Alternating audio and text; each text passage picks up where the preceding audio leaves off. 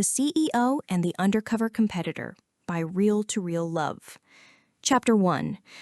The boardroom at Siritada Innovations smelled of nothing. The air filtration system scrubbed the space clean of lemon-scented polish, of old paper, of the faint, expensive cologne from the men at the table.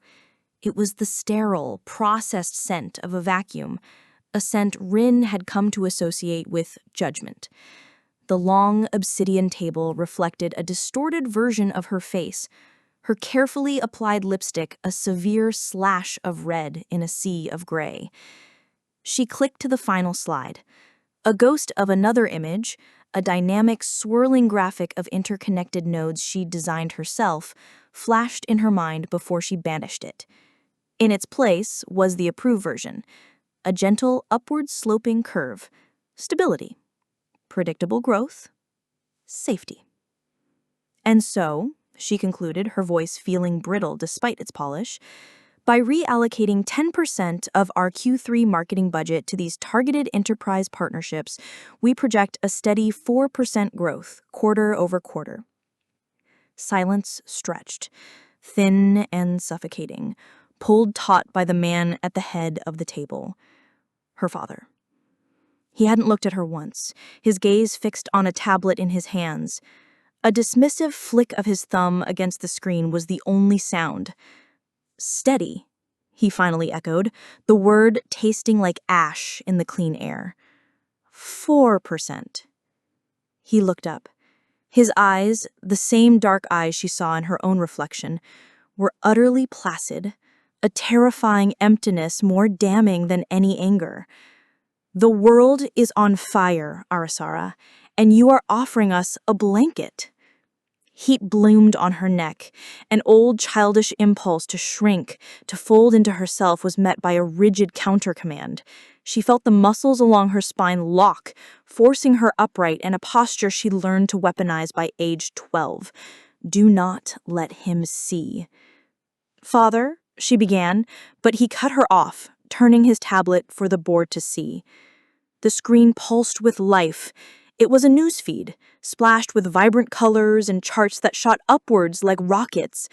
The headline read, "Creativize disrupts again. New app hits 5 million downloads in 48 hours." Beneath it, a photo of their lead developer, a woman with a wide, infectious grin and hair streaked with electric blue, surrounded by a team that looked more like a band than a corporate entity. "This," her father said, his voice dangerously low, "this is fire." He zoomed in on the woman's face. This is Khem.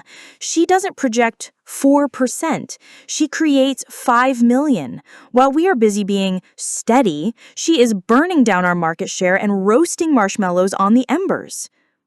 Across the table, Mr. Boone-Pressert subtly cleared his throat. Another director suddenly found a speck of dust on his cufflink fascinating. Their gazes slid away from her, pulled toward the true center of gravity in the room. Her meticulously researched plan evaporated under the heat of Khem's 5 million downloads. Her father turned the tablet back to face her, its glow casting harsh, dancing shadows across his features. "You have 1 quarter, Arisara. Bring me a project that can compete with this, something with fire, or I will." The unspoken half of his ultimatum hung in the charged, silent air, heavy and absolute. "And you will be out." He pushed the tablet. It slid over the polished surface, its low electronic hum the only sound, stopping directly in front of her. On the screen, Khem was laughing, oblivious.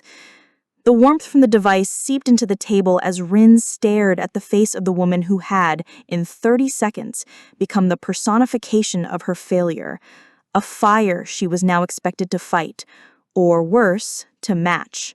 Chapter 2. Back in the sanctuary of her office, the silence was a physical weight. Her father's words, "You are offering us a blanket," reverberated against the floor-to-ceiling glass, each echo a fresh sting. She stood before the window, her own reflection a pale ghost against the sprawling, vibrant Bangkok skyline. Below, the city pulsed with a fire she couldn't feel, a universe away from the cold dread coiling in her gut. 1 quarter, 90 days to build a bonfire. She sank into her chair, the plush leather sighing as it enveloped her. Logic was her fortress. She just needed a better data set. With practiced, precise movements, her fingers flew across the keyboard. Up came the Creativize metrics, their graphs shooting upwards like middle fingers aimed directly at her. She cross-referenced financial reports and social media analytics, but the numbers offered no why. There was no discernible strategy, only the infuriating, chaotic result. For 2 hours, she hammered at the walls of their success, leveraging subscription services that cost more than most people's cars. Every search was a dead end, every report a closed door. And then, a flicker. Not a weakness, but a shadow. Whispers on secure developer forums and encrypted fragments in metadata all pointed to a single, tantalizing codename, Project Chimera, an internal black site, completely walled off. The source of Creativize's fire was locked in a vault, and Khem held the only key. Her phone buzzed on the desk, the vibration of venomous hiss, a summons from her father. Status update? The words blurred, logic short-circuited, the neat columns and figures in her mind dissolved into a panic static, the looming specter of her father retaking his chair, the pitying looks from the board, the gut-wrenching confirmation of her greatest fear, not enough. And through the static, an idea surfaced. It was ugly and sharp-edged, utterly contrary to her nature. If you can't see inside the vault, you have to get inside yourself, not as Arisara Siritada CEO, but as someone else, someone forgettable. Rin stared at her dark monitor, at the ghost of the CEO looking back at her, the tailored suit, the severe hair, the mask of control. It was a costume, and every costume could be changed. Her fingers moved, this time with a furtive, criminal energy. She opened a secure browser, navigating to the Creativize careers page. Her eyes scanned past the senior developer roles, past project management, all the way to the bottom. Intern, creative development. 3-month term, must have a passion for disruptive tech and a collaborative spirit. A sharp, ragged breath escaped her lips. Corporate espionage, a violation of every principle she held. Deception. Perfection. With a final, decisive click, she began to type. She dismantled the CEO, keyword by keyword, building someone new from the ashes, a quiet, unassuming university graduate named Lynn. Her cursor hovered over the submit button, a precipice between her life and a lie. Then, with a soft click that felt as loud as a gunshot in the silent room, she sent her application into the heart of the fire. Chapter 3. The doors to Creativize didn't slide open with a sterile hiss, but with a cheerful, melodic chime that made Rin flinch. She stepped inside, and the world tilted. Music, some upbeat, thumping indie pop, hit her first, a physical pressure against her ears. Then the smell, a duel between dark roast coffee and hot buttered popcorn. Her eyes struggled to adjust to the explosion of color. A sprawling graffiti mural covered one brick wall, and everywhere else was a riot of beanbag chairs, neon signs, and mismatched furniture. Ren stood frozen, the crisp silk of her blouse suddenly feeling as flimsy as tissue paper. Her perfectly tailored skirt, her armor in the gray world of Siritada Innovations, was a cage here.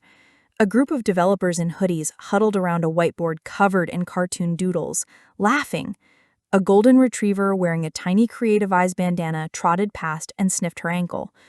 A discordant note screamed in her mind, a physical itch to straighten a crooked picture frame, to find the nearest spreadsheet and anchor herself to his beautiful, logical grid. She forced her shoulders down from their rigid set and took a single, deliberate step forward. "Excuse me," she began, her voice a formal blade in the soft, chaotic air. "I'm here for the intern orientation. My name is—" A high-pitched whirring sound sliced through the music. A blur of electric blue and plaid shot across her path. Rin stumbled back, her heel catching on the polished concrete as a woman on a bright yellow scooter screeched to a halt, mere inches from her toes. Pocky boxes tumbled from a front-mounted basket. "Whoa! So sorry!" The rider pushed a cascade of blue-streaked hair from her eyes, revealing a face alight with breathless energy and a wide, apologetic grin. A jolt of ice water shot through Rin's veins. It was her! The woman from the tablet, the living, breathing personification of her failure. Khem. "Brakes are sticky," Khem said, oblivious to Rin's internal short circuit. "You okay?"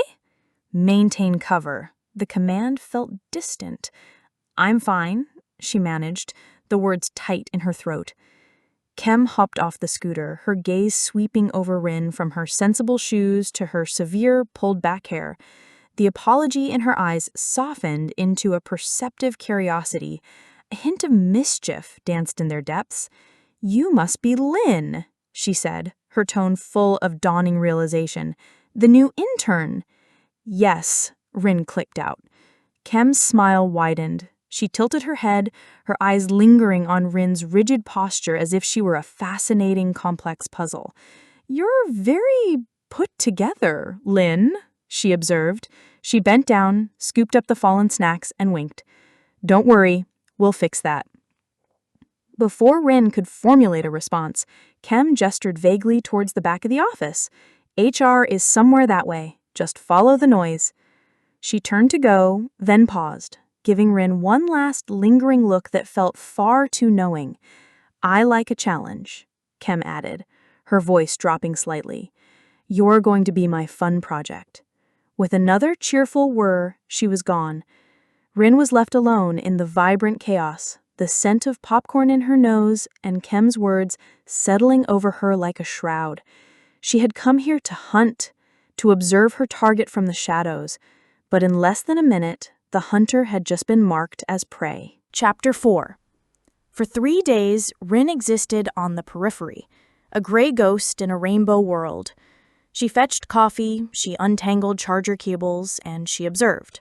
Her mission depended on that observation, but the intel was useless. Khem's team, the core of Project Chimera, was adrift. They spent hours staring at a massive whiteboard, the initial buzz of collaboration curdling into the quiet of frustration. The board was a graveyard of crossed-out diagrams and arrows that led nowhere. They were trying to solve a user interface problem, and they were failing spectacularly. On the afternoon of the 3rd day, Khem slammed a marker down. "Okay, this isn't working," she announced, her usual cheerfulness frayed. "Our brains are stuck. Time for a hard reset. Bad ideas only, people. Go!" Rin, busy creating perfect, alphabetized order in a drawer of miscellaneous office supplies, went still. Bad ideas only? It was strategic nonsense, a waste of time. Her disapproval must have been a visible force, because Khem's eyes found her across the room. "That means you too, Lin. No organizing your way out of this one. Grab some sticky notes. The only rule is there are no good ideas." Cornered, Rin took a small stack of neon pink notes, her posture stiff with protest. The session began, a cascade of deliberate nonsense. "Login screen requires a blood sacrifice. What if every button is a scavenger hunt? What if the app only works upside down?" It was chaos. It was madness, and through it all, Rin's mind did what it was built to do. It filtered the noise. It saw the hidden architecture in the anarchy. Each bad idea was a reaction against the same invisible wall. They weren't just being silly. They were all instinctively pushing back against an overly complicated user pathway. They were trying to fix the symptoms without seeing the disease. The flaw in their logic was a discordant note in a symphony, a physical itch under her skin. A system this broken was a personal affront. "This is not your company," a voice in her head snapped. "Helping them is failing your mission." But the solution was so clean, so obvious. A restless energy filled her hands. She wouldn't write a novel, just a nudge. While Khem was enthusiastically acting out an interface controlled by interpretive dance, Rin turned her back to the group. On a single pink sticky note, her pen formed 5 sharp words. What if they don't scroll? It was everything. It was the keystone. Her hand trembled as she walked past the whiteboard, and with a furtive, almost involuntary flick of her wrist, she pressed the small pink square amidst the dozens of others. 10 minutes later, Khem called a halt. Okay, let's see what fresh garbage we've created. She plucked notes off the board, laughing at sentient push notifications and groaning at paywall for the settings menu. Then her hand paused. She peeled Rin's note from the board. She read it silently, her playful expression melting away, replaced by an intense, sudden focus. The room quieted. What if they don't scroll? Khem read out loud, her voice soft but resonating. She looked up, a slow dawn of realization spreading across her face. Oh, wow. What if they don't scroll? A murmur went through the group as the devastating elegance of the question sank in. It reframed their entire problem. This, she breathed, holding up the pink square like a winning lottery ticket. Who wrote this? Ren kept her head down, her heart a frantic, trapped bird against her ribs. She busied herself with the cap of her pen, clicking it on and off. Don't look up. Don't look up. Nobody wants to take credit for the best idea we've had all week? Khem asked, her eyes scanning the room. Her gaze landed and stayed on Ren. A slow, mischievous smile spread across her lips. Funny, Khem said, her voice laced with playful suspicion, though her eyes never left Rin's face. Chapter 5. The pink sticky note had consequences. The first was a cup of coffee, placed on Rin's desk with a cheerful thud. Morning, Lin, Khem said, her eyes bright. Quick question. For the new landing page, should the call to action be a solid fill or a ghost button? It was a landmine disguised as a query.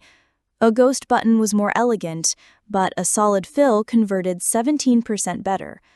Giving the right answer would be an admission of expertise she couldn't afford. Giving the wrong one felt like a betrayal of her very nature. This was her new reality, walking a tightrope while Khem playfully shook the line. Meanwhile, her mission had stalled. The whiteboard sessions were abstract, but the heart of Project Chimera lived on the main development server, a climate-controlled fortress at the end of the hall. Her chance came wrapped in mandatory fun. Game jam, Khem announced, standing on a chair. Tonight, all night, pizza and bragging rights provided. A cheer went up. Rin's stomach plummeted. An all-nighter meant access, but it also meant constant supervision. Teams of 3, Khem continued, her eyes finding Rin, and I'm calling dibs on our resident quiet genius. You're with me and Sam, Lin. Time to come out of your shell.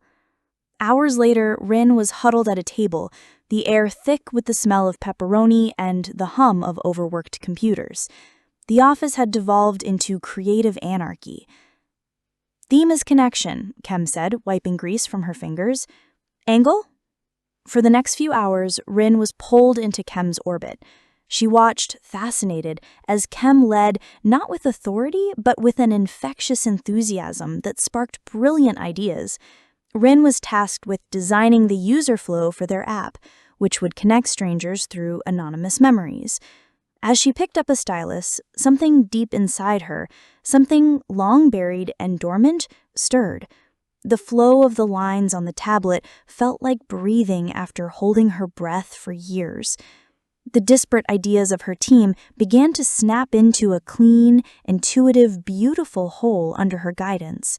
For a few blissful hours, she wasn't a spy. She was an architect, an artist. You're a natural at this, Khem said quietly during a lull while Sam debugged a line of code. You see the whole picture. It's like how an artist sees the finished painting before the first stroke. Rin's breath caught. I'm just organized, she deflected, her voice a whisper. It's more than that, Khem insisted, her gaze soft and sincere. You have a creator's soul. I can see it. The compliment landed like a physical touch, a warmth that spread through her, both terrifying and wonderful. This chaotic, brilliant woman saw a part of her that her own father had dismissed as frivolous. Later that night, in the dead of night, she saw her opportunity. The server room was at the far end of the quiet hall. She had glimpsed a senior engineer's passcode earlier. Her heart pounded a frantic rhythm, a mix of fear, guilt, and the lingering warmth of Khem's words. She slipped away. Her fingers hovered over the keypad. "This is why you are here." She took a breath, about to press the first digit, when a soft click echoed from the kitchen behind her. The light flicked on. It was Khem, blinking sleepily as she filled a glass with water. She saw Rin half hidden in the shadows by the server room door, and her tired expression shifted into something unreadable. She walked slowly over, a quiet deliberation in her steps that was far more unnerving than an accusation. She leaned against the wall, her eyes fixed on Rin.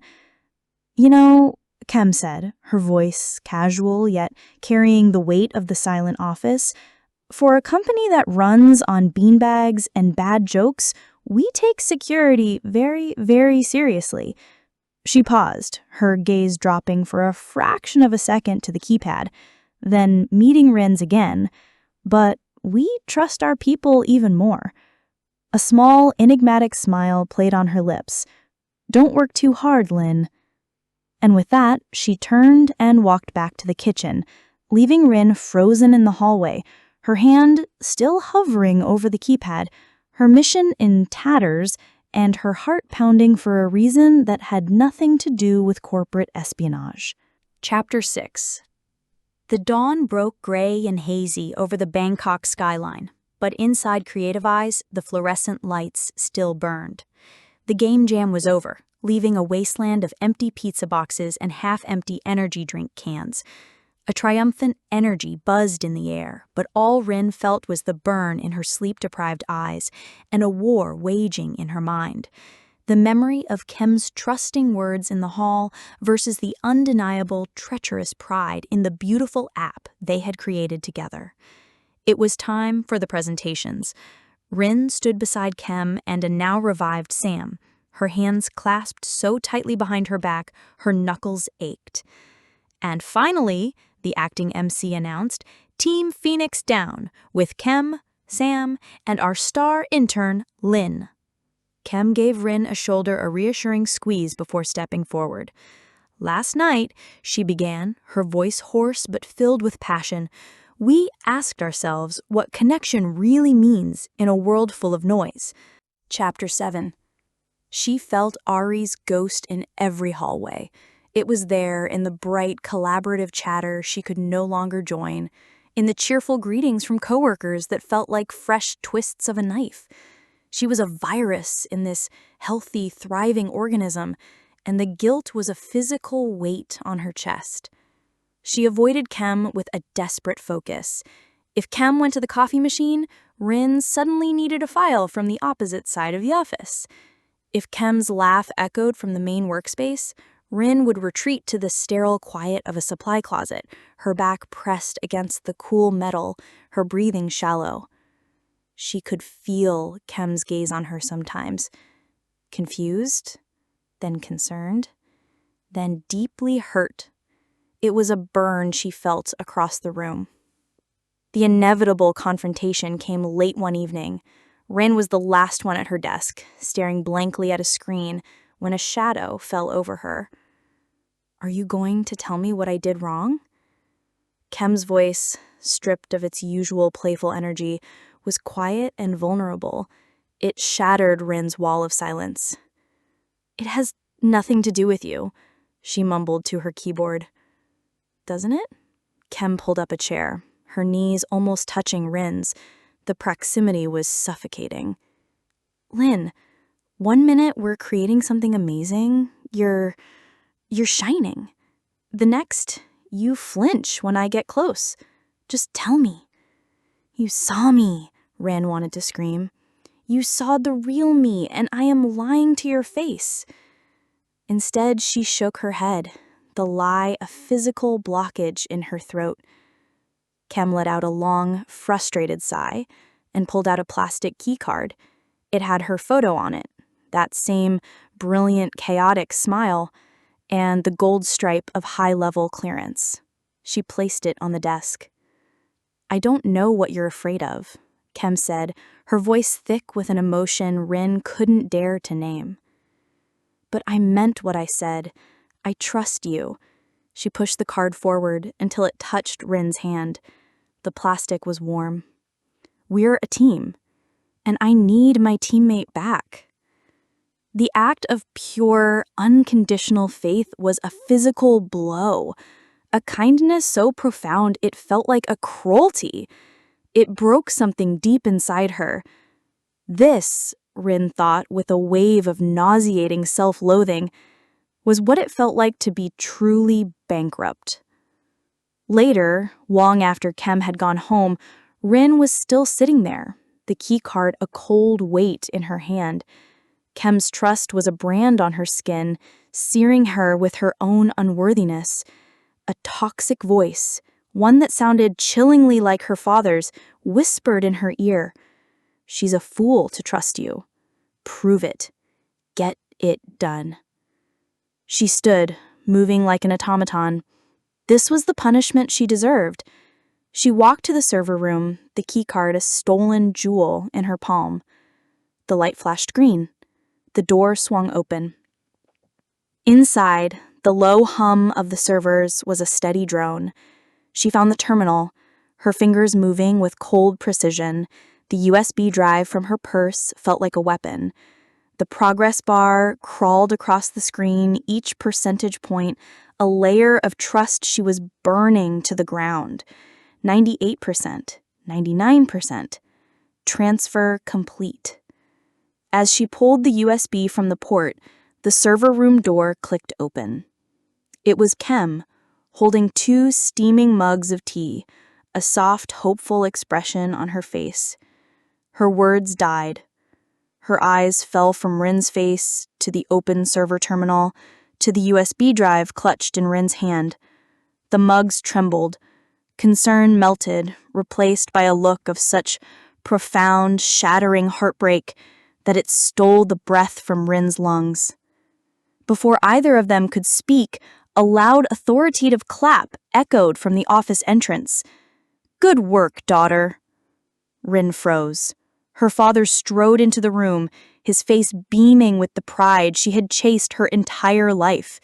He didn't even see Khem. He walked right up to Rin, clapping her firmly on the shoulder.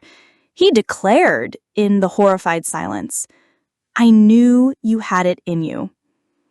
Rin stood pinned between Khem's broken gaze and her father's triumphant smile, the USB drive in her hand, now the anchor that would drown them all. She had won, and she had lost everything. Chapter 8. The Siritada Innovations auditorium buzzed with anticipation. On a massive screen, a sleek, minimalist logo pulsed with soft, white light, Project Lyra. A sanitized corporate rebranding of a stolen dream. Backstage, Rin could hear her father's voice, dripping with the smug satisfaction of a predator. He believed they had won. For weeks, that victory had been a sickness in her soul. Her father's pride was a heavy cloak she couldn't bear to wear. The memory of Khem's shattered face was a constant, searing image, and the silence that followed was a judgment more damning than any accusation. "5 minutes, Miss Siritada," a stagehand whispered. Rin met her own reflection in the dark glass of a monitor. She was pale, but her eyes held a clarity that had been burned into her by the acid of her guilt. She knew what she had to do. Her father strode up behind her, adjusting his tie. "Ready for your victory lap, daughter? They're going to love it. They're going to love you." "I'm ready," Rin said, her voice even. She walked onto the stage. The glare of the spotlights was blinding, but she didn't falter. She walked past the podium, a symbol of the structured lie she was about to detonate, and stood center stage. The murmur of the crowd died down. She took a deep breath. "Good evening," she began, her voice clear and steady. "My name is Arisara Siritada, and I am here tonight to confess." A confused ripple went through the audience. In the wings, her father froze. "The project you are here to see, Project Lyra, is built on a lie. It is the product not of innovation, but of corporate espionage. My failure." She looked directly into the lens of the main camera, praying Khem was watching. "The data I stole," Rin's voice cut through the silence, "was an incomplete early build, a decoy. Tonight, Creativize is launching the real Project Chimera." On the screen, Khem began to speak, her voice filled with passion. "We believe creativity shouldn't be a walled garden. Today, we are launching Chimera not as a product, but as a promise, a revolutionary open-source platform for creators everywhere." As Khem's vision filled the auditorium, Rin spoke of the collaborative spirit she had witnessed, the brilliance of a leader who trusted her team, the power of a vision built not on profit, but on connection. It felt like shedding a heavy, suffocating skin. Each word was a cleansing fire, burning away the lies. "This," Rin said, her voice ringing with a conviction she had never felt before, gesturing to the screen where Khem was now receiving a thunderous ovation. "This is fire, and it is not for sale." She let the remote drop from her fingers. The feed was cut out. Her father was storming towards her, his face a mask of apoplectic rage. But his anger felt distant, impotent. For the first time, it had no power over her. In the harsh glare of the spotlights, under his furious gaze, she felt a profound lightness. She was no longer his daughter, the CEO. She was just Arisara, and she was finally, blessedly, free. Chapter 9. The headlines called it corporate suicide. The buzz on her phone was a furious, incessant swarm until she finally powered it down for good. To Rin, the fallout was just quiet. The day after the launch, she walked into the Siritada Innovations boardroom for the last time. She placed her resignation letter on the polished obsidian table where the emergency board meeting was already in session, turned, and walked out. With each step away from that room, she felt a crushing weight lift, leaving her so light she was almost dizzy. She found her father in his study, a cavernous room of mahogany and shadows. He stood staring out the window, a glass of brandy in his hand, the very picture of a deposed king. "You have humiliated me," he said, his voice low. "You have destroyed 30 years of my work for a moment of sentimental weakness." Rin remained in the doorway, unafraid. She no longer needed to enter his space, to seek his approval. "No," she said, her voice calm. "Your work is still there. Your company will survive. This wasn't about your work. It was about mine." He finally turned, his eyes searching her face for the familiar flicker of fear. He found none. "And what work is that? Tearing things down?" "No," Rin said, a small, genuine smile touching her lips. "Building something else." She left him there and never looked back. 2 weeks later, Rin sat in a small, rented office that smelled of fresh paint and new beginnings. It was a shoebox compared to her old corner office, but the light that streamed through the single window was warm and real. She had liquidated her assets, funneling her entire savings and a begrudging severance package into a single account. For a week, she didn't draft a business plan, she drafted a charter. The words flowed from her with a forgotten ease, fueled by the memory of Khem's passionate tribute and the secret joy she once felt as Ari. She wasn't conquering a fear anymore, she was simply choosing a different path. She registered the name online, the final click of the mouse feeling more satisfying than any corporate acquisition. The Ari Foundation. Its mission was simple: provide grants, tools, and mentorship for independent digital artists. Fund the ghosts in the machine. Ensure that other creators wouldn't have to bury their passion. She was no longer a CEO chasing a 4% growth curve. She was the sole employee of a foundation with a single desk, a powerful purpose, and a window that looked out onto a world that finally felt like her own. There was no board to answer to, no market share to capture. There was only the work. It was terrifying, and it felt exactly like success. Chapter 10. 3 months later, the world smelled of coffee beans and whiteboard markers. Rin worked out of a vibrant co-working space, a chaotic symphony of clicking keyboards and quiet chatter.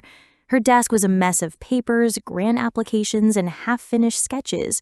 She was bent over a tablet, a stylus moving deftly in her hand, a small, contented smile on her face as she worked on the logo for her foundation, a stylized A that flowed like a brushstroke.